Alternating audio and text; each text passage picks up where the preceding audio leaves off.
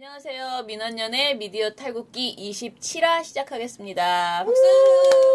네, 참 이렇게 좋은 날은 아니지만 저는 나름 감개무량한 날이에요. 드디어 우리가 그 대선 미디어 감시연대를 끝내는 날이어서요. 저는 민원연의 김원경 사무처장이고요. 미디어 탈곡기의 이장입니다. 네, 배나은 활동가고요. 부녀회장입니다.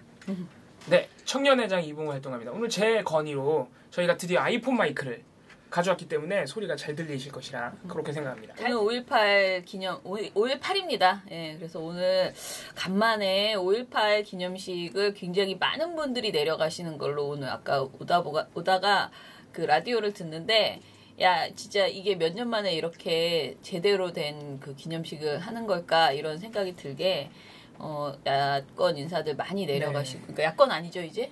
그 각 여당 인사들 정말 많이 내려가시는 그런 기념식 하더라고요. 그 각 지자체, 뭐 시청이나 도청 이런 데 이렇게 붙잖아요. 네. 5.18이 되면. 네. 거기 써있는 문구 자체가 바뀌어서 사람들이 벌써. 아, 그렇대요? 네, 그래서 아예 그 현수막, 서울시청은 물론이고 뭐 다른 데도 5.18 정신 계승이라는 이 문구가 써 있는데 그게 그동안 박근혜 이명박 정부에서는 안 써 있었대요. 네. 그럼 그냥 아무것도 없고. 뭐 예, 그냥 5.18 몇 주년 요것만 이렇게. 네. 예. 그래서 오늘 보니까 그동안 사실 5.18에 대해서 방송도요, 제대로 된 보도들이 굉장히 없었어요. 제가 이번에 광주 내려갈 때 이제 그 봉우 씨랑 이야기를 했지만, 그 우리가 영상은 그것이 알고 싶다를 올해 거를 이제 봤거든요. 아, 너무 충격적이었어요. 예, 근데 이제 그게 굉장히 그 광주 학살에 대해서 그래도 새로운 부분들을 막 이렇게 다뤄줬거든요. 근데 이제 제가 한동안은 이 사람이 이렇게 살다 보면은 이게 유행처럼 그런 게 있잖아요. 근데 한동안은 광주 5.18에 대한 그 다큐멘터리가 정말 좋은 게 많이 나올 때가 있었어요. 그러니까 아마 그게 김대중 정부, 뭐 노무현 정부 때였겠죠. 그리고 나서 정말 그런 게 전혀 거의 없는, 이제 뭐 형식적으로라도 거의 없는 그런 시기를 거의 지금 9년 정도를 보낸 거예요. 그래서 어떻게 보면 요즘 젊은이들은 또 모르더라고요. 그러니까 학생들? 이런 친구들은 잘 몰라요. 5.18에 대해서. 그나마 이제 영화가 나왔으니까 영화는 봤지만, 영화라는 것은 이제 그러니까 텔레비전에서 다큐멘터리 하는 것처럼 누구나 보지는 않고 오히려 극장에 가는 소수의 인원들만 보시잖아요. 그래서 5.18에 대해서 다시 한번 좀 많은 걸 알려줘야 되는 그런 시기가 됐다라는 저는 그런 생각이 들었고요. 그 5.18 관련된 다큐멘터리 중에서 저한테 굉장히 많이 기억에 남는 게, 우리는 대부분이 5.18 당시 5.18 곧 한 3일, 4일, 열흘 정도의 그 학살, 그 상황만을 굉장히 많이 다큐멘터리나 영화로 봤고요. 근데 그것 말고 그 이후에 살아남은 자들이 얼마나 뭐 공문을 당하고 이제 잡혀가서 살아남은 사람들이 얼마나 긴 세월 동안 고통받고 있는지를 잘 다룬 다큐멘터리들이 꽤 많았거든요. 그래서 그런 것들 저는 리마인드에서 다시 봤으면 좋겠다, 그런 생각이 많이 들어요. 그러니까 지금 우리가 나는 알고 있다고 생각하는데 막연하게 대부분의 사람들이 나는 5.18이나 4.3을 알아 라고 생각하지만 정말 모르는 게 너무나 많고, 그래서 이런 것들은 기본적으로 좀 우리가 좋은 다큐들이 많으니까 많이 찾아서 다시 보자라는 생각이 들고, 그래서 뭐 민원연도 그런 막 좌표를 이렇게 찍어드리고 같이 볼 수 있는, 공유할 수 있는 거, 이런 거를 좀 뭐 홈페이지에 링크를 건다거나 뭐 이런 작업을 해야 되겠다, 그런 아침에 그런 얘기를 이제 하고 왔습니다. 저는 어제 제가 보고서를 냈다니까 그저께 뉴스가 되겠죠. 네. 지금 사실 어제 뉴스만 해도 드릴 말씀이 상당히 많습니다. 아실 분들은 아시겠지만 SBS가 또 일베 사진을 썼어요. 네. 노무현 전 대통령이 타임지에 뭐라고 할까요? 그 표지 모델로 나왔던 그 홀을 자료 화면으로 띄웠는데 그게 이제 일베에서 조작을 한 고투헬이라고 써 있는, 네, 그런 일베에서 만든 이미지였죠. 그래서 논란이 지금 또 이 SBS에서 자꾸 그 일베 사진을 이용하는 사례가 너무 많이 늘어나가지고, 안 그래도 항의를 받고 비판을 받고 있는 와중이었는데 또 이런 사고로 쳐가지고 상당히 말이 많아지고 있습니다. 그리고 또 하나, 자정 능력이 없나? 네. 계속 그렇게 나올까요? 자정 노력은 하는 것인지, 지금 이게 얼마나 오래됐는데 이게 지금 이 문제가 아무튼 SBS가 최근에 사고도 많이 치시고 좀 아쉽습니다. 또 하나 말씀드릴 거는 안광한 MBC 사장님 있죠? 네. 이분이 정유대를 만난 것이 사실인 것으로 지금 거의 뭐 드러났습니다. 정윤혜 씨가 직접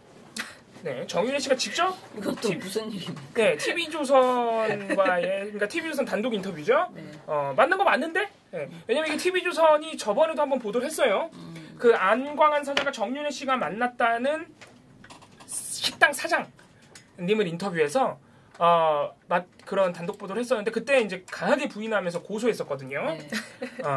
어디 그 안광한 사장이 또 이 그 왜곡된 그 성관념이 또 드러난 그런 약간 반박이었는데 어디 그 근본도 그러니까 쉽게 말하면 근본도 없는 여자한테 뭐가 뭔지 모르는 여자한테 증언을 받아놓고 그걸 단독 인터뷰라고 그런 보도를 내느냐 이런 식으로 반박하셨었는데 이번에 그냥 정윤혜 씨가 그냥 만난 거 맞는데 네 만난 이제 거 뭐라고 할지 네, 이제는 뭐 그런 정윤혜 씨도 근본이 없다고 할 건지 네 아무튼 뭐 네 그래서 지금 안강한 사장은 또 화가 나서 또 MTV에서 또 고소하겠다고 네 그렇게 된 고소왕이 원래 MBC 사장님들이 역사적으로 좀 고소왕이세요. 네. 김재철 전 사장님은 고소왕이긴 한데 고소를 하신 적은 또 별로 안 돼요. 고소 선언만 네 고소 선언왕이에요.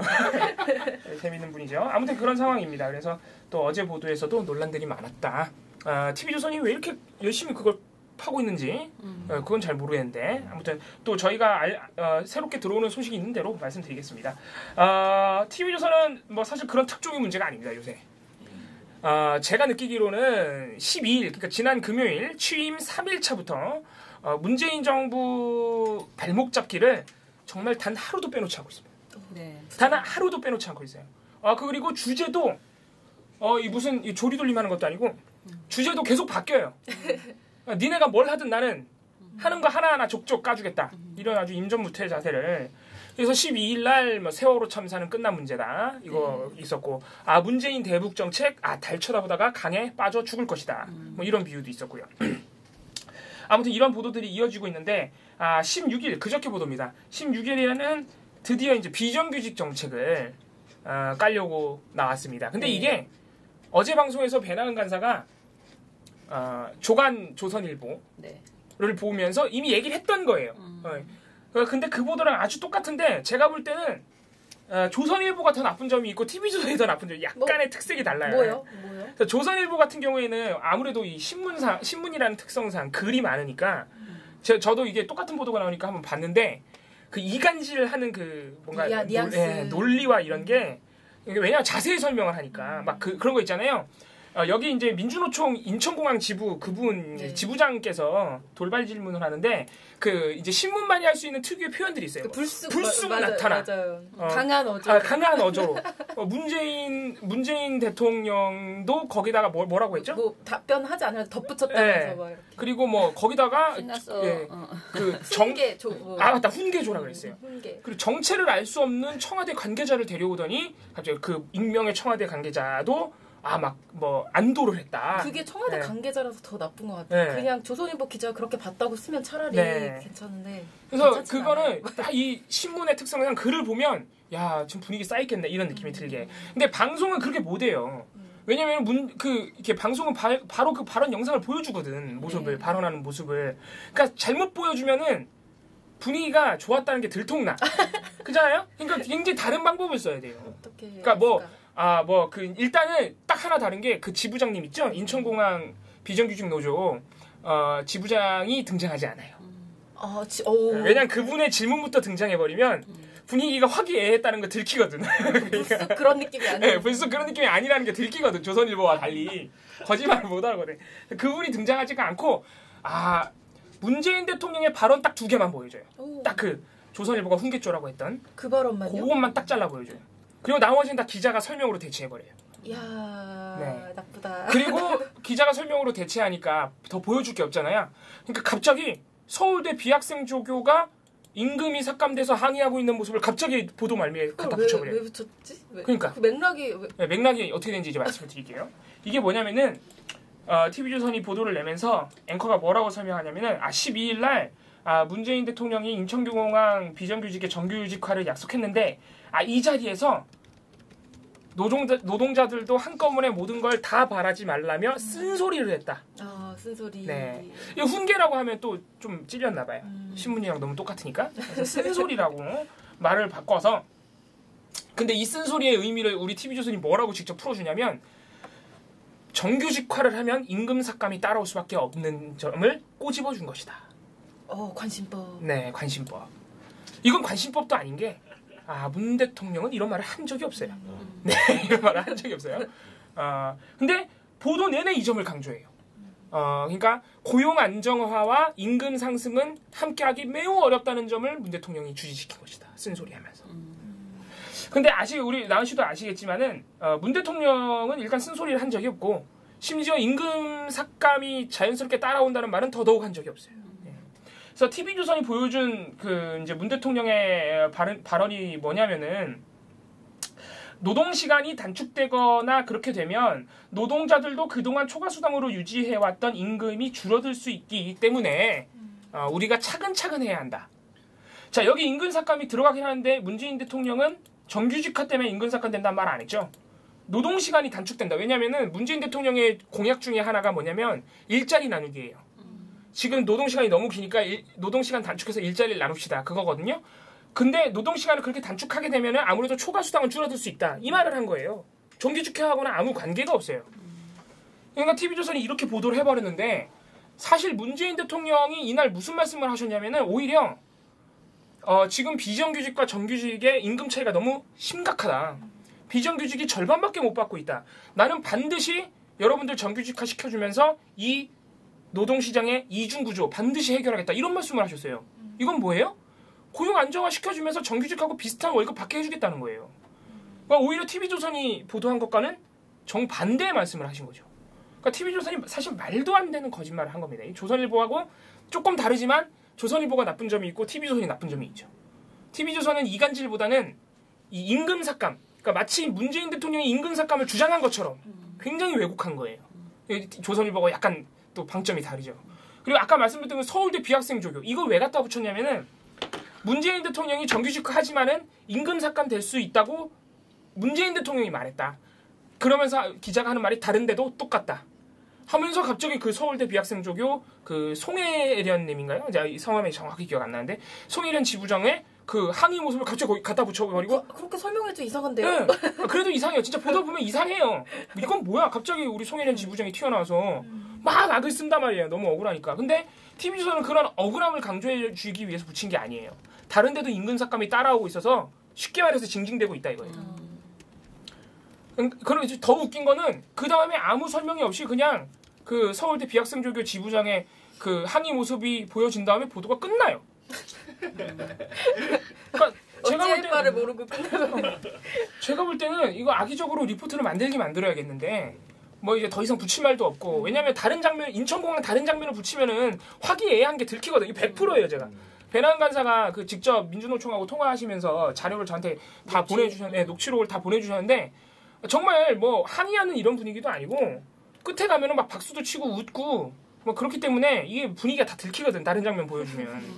그러니까 못 보여주겠으니까 자꾸 이상한 걸 갖다 붙이는 거예요. 그래서 아주 악의적인 보도입니다. 네, 그래서 TV조선이 아마 앞으로도 계속 이런 식으로 문재인 대통령의 행보를 왜곡할 것이다.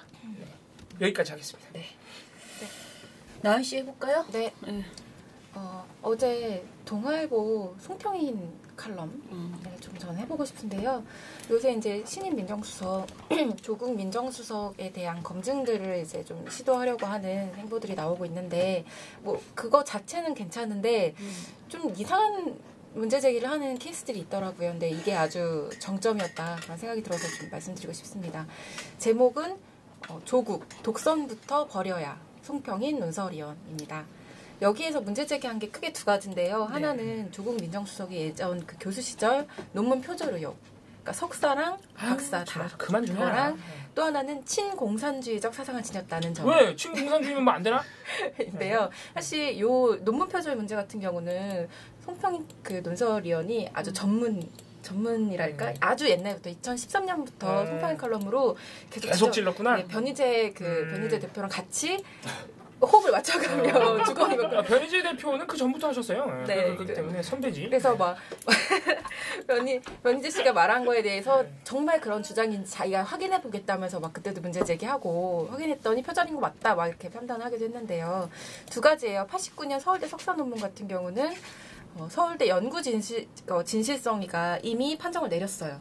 판정을 내렸는데 어떤 판정을 내렸냐면은 재인용을 하긴 했다. 재인용을 그 표기 없이 하긴 했는데 그 재인용한 것들이 자기가 공동 저자로 참여한 책에서 그러니까 자기가 번역했는지 다른 사람들이 번역했는지 그게 좀 헷갈려서 그렇게 했던 것으로 추정되는. 네, 공동 저자이니까 안 해도 된다고 생각했을 가능성이 있어요. 네, 그럴 수 있고 또 하나는 자기가 가명을 써서 쓴 책에 필명을 써서 쓴 책에 있는 내용을 또 인용을 하고 막 이래서 엄밀히 말하면 이거는 표절이라고 보기 그것도 자기가 한 거니까. 네, 어렵고 또 하나는 이 당시에는 이런 규정이 없었어요.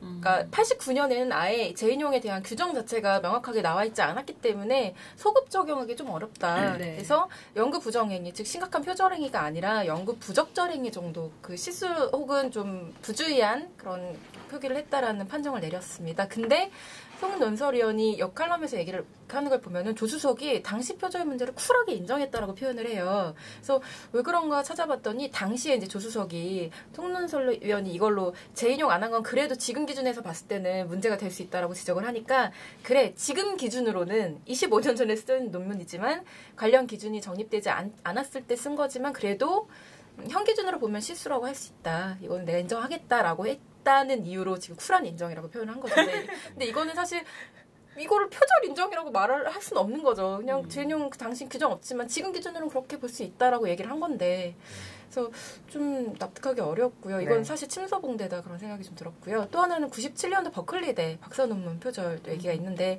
이것도 버클리 대학교 규칙에 따라서 조사가 이미 다 끝난 상황이에요. 근데 네. 웃긴 게 이 버클리대 로스쿨 측에서 그 내놓은 평가를 보면 조국 교수의 논문은 높은 기준을 충분히 충족을 하고 오히려 해당 의혹 제기 자체를 제보자의 괴롭히기다. 네, 이렇게 규정을 했어요. 야, 대학교에서? 네. 그러니까 서울대 연구진실성위원회도 그러면 이 제보 자체가 근거가 없다고 볼 수 있겠다. 더 추가 조사를 하지 않겠다라고 해서 아예 예비조사위원회 구성도 안 된 사안이에요. 근데 송논설위원은 여기에 대해서 통째로는 베끼지 않았지만 한두 단어씩을 바꿔서 베꼈는데도 버클리대가 부실 심사를 벌여서 이거는 잘못된 거다라고 계속 비난을 하고 있는 거예요. 그러니까, 버클리대랑도 싸우시네 이제. 네, 그러니까 이 주장대로라면 서울대랑 버클리대가 다 조국이라는 어떤 한 사람을 위해서 부실 심사를 끊임없이 거짓말을 해주고 있다는 얘기를 하고 있는 거죠. 근데 이런 생각을 할 수 있죠. 또 재인용 문제가 뭐 가볍게 지나갈 수 없는 어떤 연구윤리에 대한 굉장히 관심이 높은 사람이면 이런 지적을 할 수도 있죠. 근데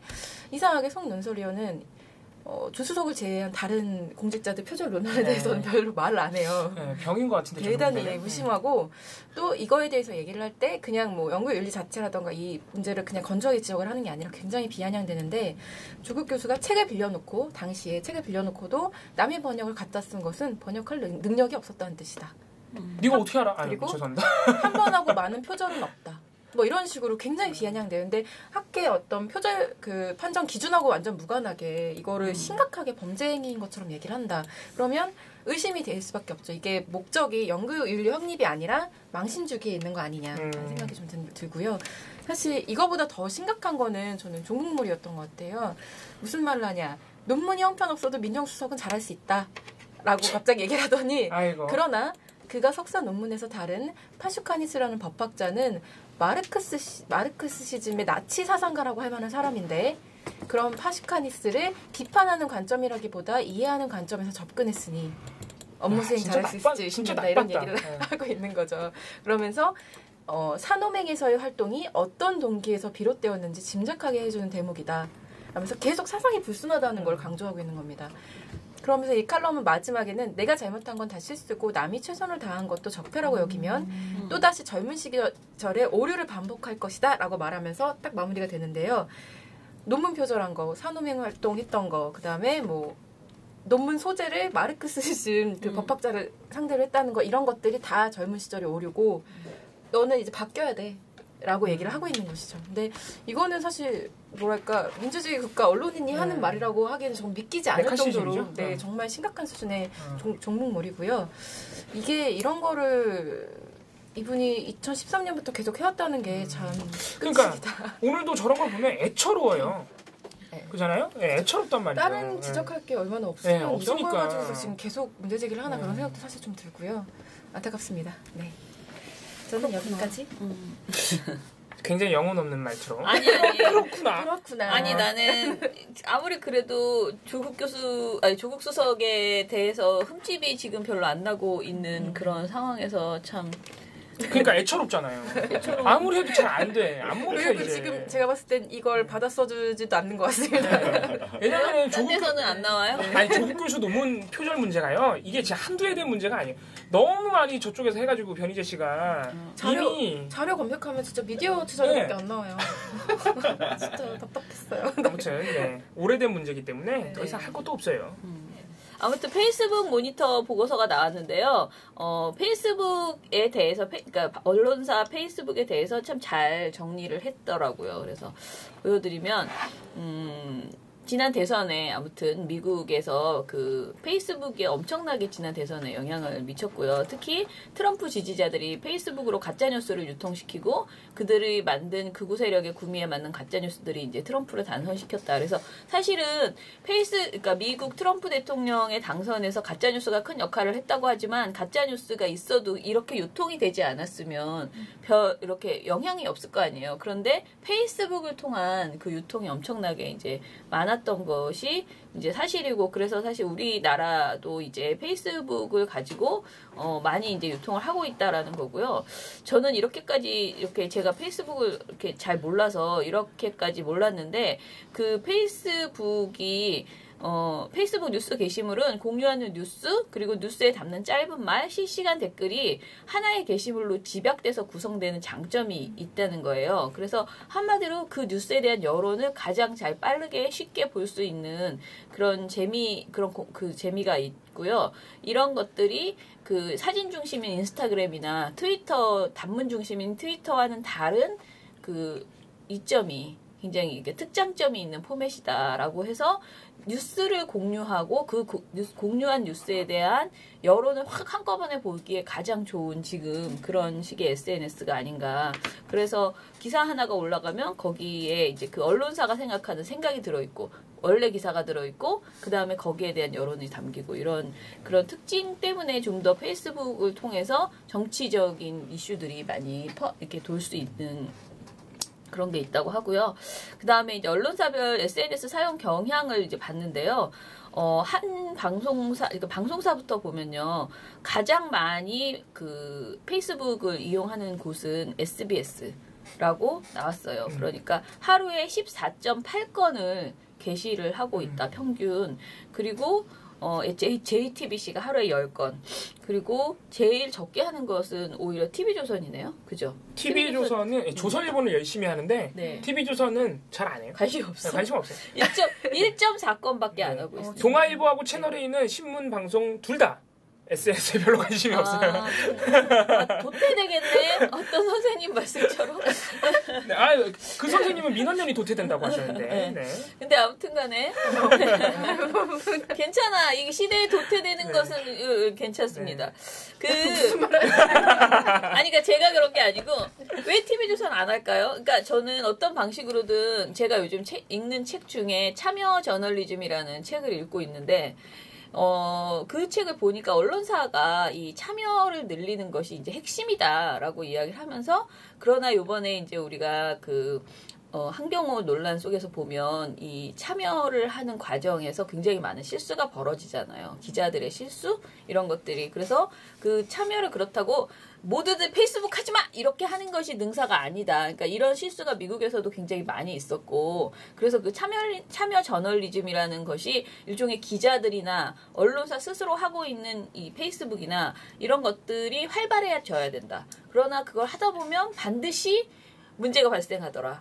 그런데 그러면 어떻게 해야 되는가, 이런 것들을 이제 정리한 그런 책이더라고요. 근데 이제 제가 그걸 막 의식을 하고 본 건 아니고 누가 선물로 그 책을 이제 줘가지고 이렇게 굴러다니면 집에 들어가면 밤에 잠깐 이렇게 보고 있는데, 그걸 보면 볼수록 페이스북을 안 하는 게 능사가 아니다라는 생각이 점점 드는 거예요. 그러니까 그걸 통해서 소통하는 방식을 우리가 학습하고 실수를 안 하는 것도 사실 학습이거든요. 혼나고 학습하고 이런 과정을 거쳐야 되겠구나 그런데 TV조선 너무 안 한다는 거죠. 지금 1.4건 하루에 밖에 안 하고 MBC도 있고요. 안 하고 MBC는 2.8건이에요. KBS도 안 하네요. 네, 너무 안 해요. 어디가 해요? 지금 그러니까 SBS만 14.8건, JTBC 10건, 그리고 MBN이 4.0건. 그러니까 다른 방송사들은 별로 관심이 없네요, 전반적으로. 네, SNS에. 네. 그러니까 SBS가 굉장히 활발하게 그 이게 약간 신문사들이랑 좀 다른 점인 것 같아요. 신문사들은 동아일보 정도 빼면 다들 그래도 SNS 열심히 하는 편인데. 자, 그럼 신문은 어떤가? 그죠? 본인의 제 말이 생각대로. 맞죠. 예, 네. 신문은 어떻게 하냐면요. 건수가 달라. 예, 중앙일보가 무섭게 야, 들이대고 얘 장난 아니다, 진짜. 기계가 하루에 기계. 36.1건을 야. 내고 있습니다. 예. 그러니까 그렇게 막 댓글도 달고 하는구나. 그러니까. 그다음에 조선일보가 하루에 9.8건을 네, 많이 하고 하죠. 있고요. 네. 예. 한겨레도 15건 네. 하루에. 예. 경향신문 12건. 많이 해요. 경향신문도 향이 뭐 이래가지고 네. 굉장히 예, 유명하잖아요. 네. 예. 그리고 이제 그다음에 동아일보가 8.5건이고요. 가장 적게 하는 곳은 한국일보. 동아 한국이 9.5 별로 건. 관심이 없네요. 네, 네. 동아 한국이 적게 하는 편이고요. 네. 정말 이 친구가 처음에 모니터 할 때 중앙일보 안 하면 안 돼요라고 했어요. 너무 많아서. 그러니까 중앙일보하고 네. SBS 때문에 아무것도 못 하겠다. 너무 많이 올라와서 그렇게 이제 해서 처음에는 우리가 이 모니터를 할 때 대선 보도만 하지 말고 전체를 다 보고, 왜냐하면 페이스북이요 대선 보도는 오히려 점잖고요. 그 선거가 아닌 내용들 있잖아요. 이런 거에서 굉장히 문제가 많더라고요. 그러니까 선정적인 그런 뭐 단어 쓰는 거, 사진, 성차별적. 예, 영상 네. 이런 게 정말 흥미 위주의 그런 내용들이 많아가지고 이게 진보 보수를 떠나서 전반적으로 문제가 많다고 저희가 그렇게 좀 느꼈어요. 한 며칠을 보다가. 그래서 이걸 다 하고 싶은데 그걸 하자니 양이 너무 많아져가지고 예, 할 수가 없는 거예요. 이것도 프로젝트로 저는 이번 선거 이후에 SNS가 어찌됐든 굉장히 중요하다는 것이 이제 그리고 많이 사용하고 있고 앞으로 더 늘어날 것이기 때문에 저희가 도태되지 않으려면 신문, 방송, 종이 신문 그리고 이게 저녁 종합 뉴스 그거 요즘 누가 보냐 자꾸 이러시니까 그거 말고 이것도 좀 해봐야겠다. 근데 이거를 외주 용역 주세요. 네, 주말에 네, 근데 주말에 언제든지 열려 있습니다. 그 신문을 누가 보냐라는 문제가 그게 다가 아니라니까. 그게 본질이 아닙니다. 그게. 알았어. 그러니까 지금 SNS 하니까 아무튼 SNS 엄청 중요한 SNS로. 근데 해보고 종이 있습니다. 신문들이 이렇게 하는 거가 네. 뭐랄까 이 종이라고 하는 지면의 한계를 벗어나려고 맞아요. 하는 거예요. 네, 그래서 네. 신문이 많이 하는 거예요. 네, 페이스북을. 방송은 딱히 네, 그냥 그렇게 유통이 아예 그렇게 유통이 되고 이미 있으니까. 되니까 네. 네. 충격적인 소식이 네, 들어왔어요. 네. 도대체 이분 네. 네네. 그래서 아무튼 이렇게 생각보다 많이 한다는 걸 우리가 알 수 있었고요. 그래서 저는 요 지금 어떻게 하고 있는지 경향성만 봐도 이게 사실 다 누구도 조사해보지 않은 내용이었기 때문에 네. 굉장히 재미있다라고 이거 생각했고요. 대선 후에도 SNS는 좀 뭔가 팀을 꾸려서 제가 그쵸. 굉장히 탐을 내고 있습니다. 네. SNS. 그래서 페이스북에 이제 가장 이번에 대선 보도에서 소극적인 곳은 MBC와 KBS였다. 특히 MBC가 비중이 너무 적어. 예, 선거 보도가 아주 없었어요. 선거 보도 양은 특히 더 적었기 때문에 2.8건이었거든요. 가장 적었어요. 선거 보도가 MBC에서. 그러니까 선거에 무관심했다라고. 어떻게 선거 이 중심에 있는 기간에 선거 보도로 2.8건밖에 링크를 안 걸어요. 그러니까 굉장히 네, 심지어 3월 20일 그부터 27일까지 첫 주에는 네. 단 한 개의 대선 관련 멘션이 없어요. 그러니까 그랬던 빵이에요, 빵. 네. 네. 굉장히 적었다라는 거고요. 그 다음에 이제 또 TV조선과 채널A가 굉장히 적었다. 그것이고요. 그 다음에 MBN은 올라오긴 올라오는데요. 반응이 굉장히 적다. 네, 인기가 이거 없다는. 너무 슬픈 이런 소식 있잖아요. 네. 제가 볼 좋아요 때는- 숫자가 너무 적대요. 제가 볼 때는 우리 때만 이렇게 민원연보다도 아마 적을 것으로 아, 진짜요? 네, 네. 정말 아무도 진짜- 관심 없어요. 진짜 심각한데? 네. 그래서 5월 9일에 올라온 게시물이 총 17건이었는데 이 17개에 눌린 좋아요 숫자가 모두 합쳐서 160건. 댓글은 3건이었다. 그러니까 거의 민원연보다 안 되죠? 이 정도면? 네. 그 김주아 앵커가 사고로 쳤는데도 안 돼요. 사실상 아무런 반응을 얻지 못했으며 댓글이 아예 달리지 않은 게시물만 14건이었어요. 이건 MBN에게 정말 큰 상처라고 생각해요. 민원 우리하고 맞짱 떠도 될 것 같아요. 네. 예, 그리고 이제 대선 가장 구독자 수가 많은 곳은 SBS였는데요. 재밌는 거 많이 SBS는 올라와요. 페이스북 구독자가 94만 1053명. 근데 비디오 머그 이런 컨텐츠가 SBS가 잘 만들어요. 네. 일배 좀 안 했으면 좋겠어요. 네. 일평균 게시물 증가가 65.5건으로 중앙일보에 이어서 전체 언론사 중 2위였다라고 잘 하고요. 만들어요. 네. JTBC는 전체 보도 중 대선 보도 비율이 43.5%로 가장 높았다고 합니다. 이번 선거 기간에 방송사 중에서 독보적인 수치고요. 그리고 특히 5월 1일에서 5월 5일 주간에는 대선 보도 비율이 52%까지 치솟아서 대선 직전에 제일 바람직한 거죠. 요 시기에 이렇게 많이 했다라는 걸 볼 수 있고요. 그 다음에 이제 우리가 많은 걸 다 모니터했지만 결국은 모니터는 딱 두 군데만 하면 되더라. 중앙일보와 조선일보였다. 그것이에요. 네, 댓글 다는 두 군데. 네. 직접 댓글 다는 두 군데. 그래서 우리가 지난번에도 얘기했지만 중앙일보의 페이스북은 일단 기본적으로 엄청나게 많은 문제들이 이제 발생을 했고요. 그 다음에 이제 나중에 후발주자로 우리가 발굴한 조선일보 페이스북이 이제 만만치 않다. 오히려 근데 댓글의 수위는 조선일보가 더 높았던. 그렇죠. 네. 조선일보는 그 어떤 보수들의 그 사랑방, 그리고 중앙일보는 그 많기는 하지만 중앙일보 스스로 하고 있는 것들이 더 많고, 그러니까 머리가 조선일보가 더 좋지 않나 저는 그렇게 보수들의 사랑방이 아니라 일베들의 사랑방. 아, 그렇지. 알겠습니다. 보수들이 기분 나빠하세요. 아, 그러십니까? 네. 보수 친구가 좀 있나 보네. 보수 친구들은 조선일보 하면 기분 나빠하죠. 예. 제대로 된 보수면. 아무튼 중앙일보가 하루에 올린 게시물이 4,563개, 그러니까 중앙일보가 올린 그 모니터링 기간에 그래서 하루 평균 103.7건의 게시물을 올렸고요. 이걸 어떻게 모니터하냐? 14.4분에 한 건씩 올린 셈이래요. 기계네. 네, 그러니까 여러 사람이 했다는 거죠. 알바가 그죠? 있어. 네. 민원련도 이런 거 하면 안 됩니까? 계속 이렇게 올린 알바 저 굉장히 시간 많은데. 요새 뭐 어디 투자하셨어요? 돈이 갚을 돈이 돈이 구하신 것 같은데. 이자를 좀 많이 물러서. 못 살아 진짜.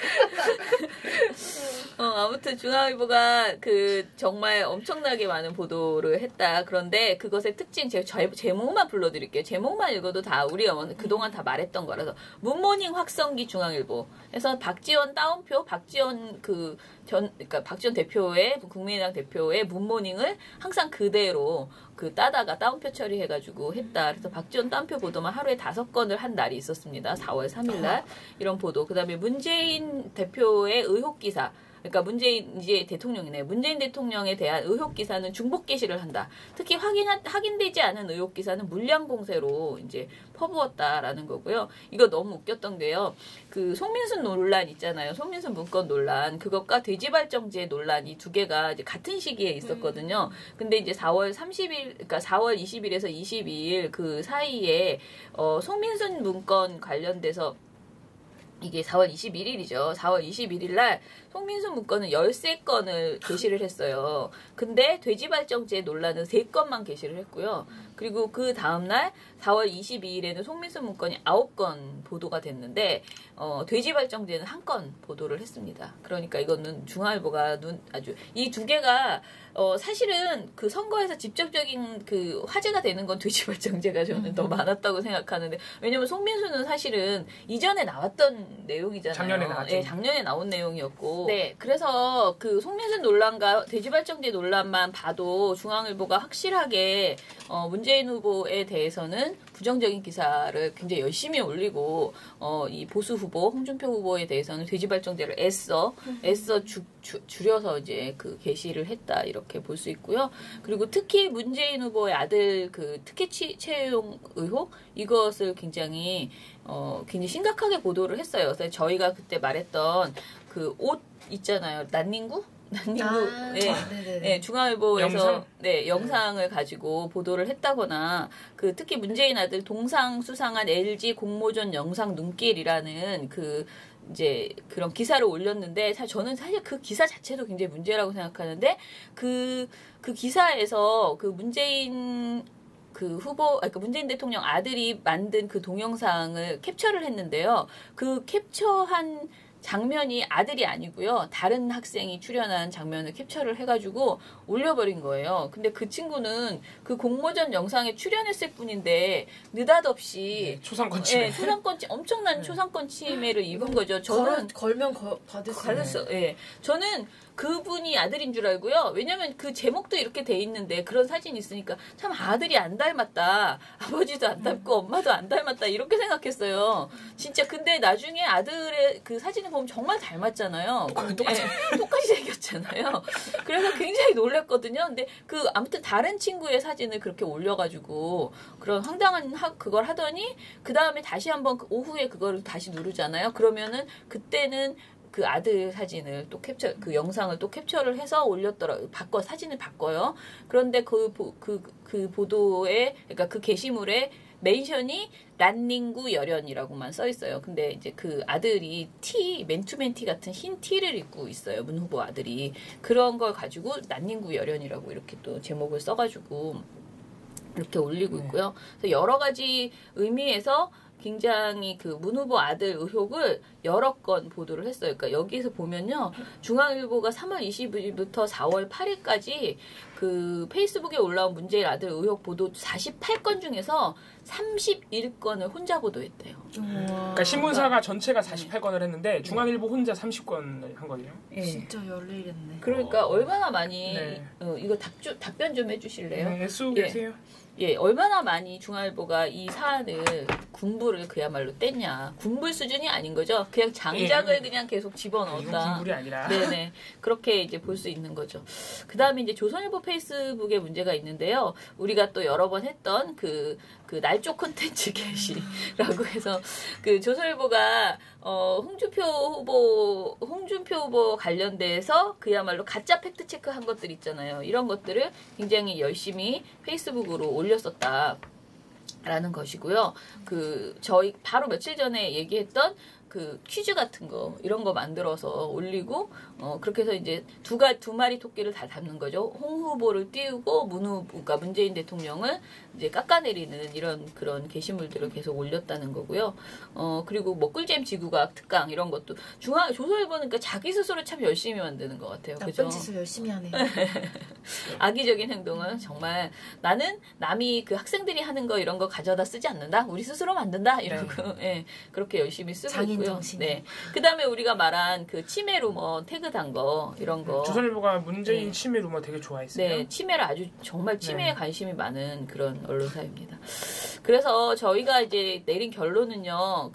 이제 페이스북이 이제 그런 지금 보면은 약간 막내 작가나 그 알바 이런 친구들한테 맡기는 경향이 있다라고도 보여져요. 왜냐면은 이제 오탈자도 굉장히 많고 말도 그냥 책임감 없이 막 욕하는 경우도 있고 댓글 직접 다는 경우도 있고. 제가 어제 방송에서 해도 되나 모르겠는데 그지? 하면 안 되겠다. 왜요? 조선일보 저희가 여기서 방송에서 얘기했었어요. 조선일보에서 홍준표 후보의 XR 있었잖아요. 네. XR이라고 써 있었는데 거기 댓글에 GX라고 써 있었어요. 그러니까 이거 두 개를 합치면은 이게 되잖아요. 지랄이 되죠. 근데 이제 그 밑에 이렇게 하면은 거기 탁이라는 댓글이 들어있었거든요. 그래서 제가 그걸 보면서 여기 방송에서 이 탁은 뭐야? 그랬더니 봉우 씨가 그거는 위에 있는 댓글을 봐야지 무슨 말인지 알겠어요. 그랬어요. 근데 제가 이 말을 이렇게 한 거를 이 친구가 들은 거예요. 이 방송을 들었더라고, 생중계를. 그러더니 제가 사무실에 들어갔더니 처장님 거기에 써 있는 게 그 남자의 성기 있잖아요. 그걸 말했던 거. 거기 댓글에 랄이라는 말로 끝나는 뭐가 써 있었고요. 그랬더니 그 댓글에 탁이라고 그렇게 댓글이 또 달린 거예요. 그러니까 이게 완전히 난리가 난 거지. 그러니까 왜 일베들의 사랑방이라고 하는지 아시겠죠? 네. 그래서 진짜 너무한다. 다 삭제해버려야 될 만한 그런 내용들을 그렇게. 네. 그거를 조선일보 계정이 앞장서서 그러고 있다는 거예요. 네. 그런 욕설이 나오게끔. 네. 그래서 페이스북을 단순 홍보 창구로만 이제 생각하는데 페이스북도 일종의 저널리즘이다라고 생각을 이제는 하고. 그렇게 됐죠. 예. 그리고 페이스북을 맡기는 직원에게 그 기자와 똑같은 그런 수준의 어떤 그 책임감을 요구를 해야 되고 그리고 페이스북 게시글 윤리 강령 이런 걸 만들어야 되는 진짜 그래야 될 판이야. 네, 맞아요. 댓글 못 달게 하고. 그리고 굉장히 중요한 뉴스 접근권을 주는 것이다. 그 사람들이 쓰는 글을 그렇게 가볍게 생각하지 않고 중앙일보라는 어떤 회사가 쓰는 글로 인식하기 때문에. 그럼요. 그리고 요새 다 뉴스를 페이스북으로 소비하는 비율이 굉장히 높기 때문에. 네. 이런 일도 있었대요. KBS 페이스북의 경우 군대 내 동성애 규제로 인한 인권 침해를 다룬 뉴스에서 우액이라는 댓글을 달았대요. 미쳤다 진짜. 야 진짜 나쁘다. 네, KBS의 페북지기가. 진짜 이건 미친 거죠. 그래서 네. 이런 식의 그 공영방송의 태도와 걸맞지 않는 행태를 보여주는 거 이런 것들. 그러니까 모든 페이스북 관리자가 그 자신의 콘텐츠를 저널리즘의 일부로 무겁게 인식해야 된다라고 이런 결론을 내렸습니다. 예, 뭐 우리가 이게 시험 삼아서 해본 건데. 굉장히 문제가 많다는 금광이에요. 것을, 네, 특히 네. 조선일보 중앙일보 네, 그런 금광이에요. 것을 발견한 그런 일이 있었습니다. 자, 그러면은 오늘의 그 미디어 탈곡기는 이것으로 마치고요.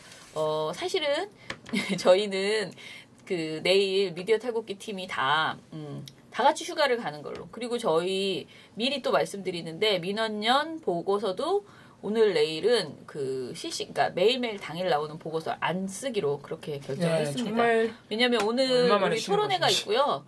토론회 지금 이거 방송 끝나고 토론회 바로 가서 준비를 해야 되고 토론회 끝나면 저희 전체 쫑파티 그 대선 미디어 감시연대의 쫑파티가 있고 그리고 내일은 그 하루는 쉬겠다 이런 생각을 갖고 있습니다. 네, 그러면은 민원연 미디어 탈곡기는 내일도 열심히 털어드리겠습니다. 탈탈탈 안녕.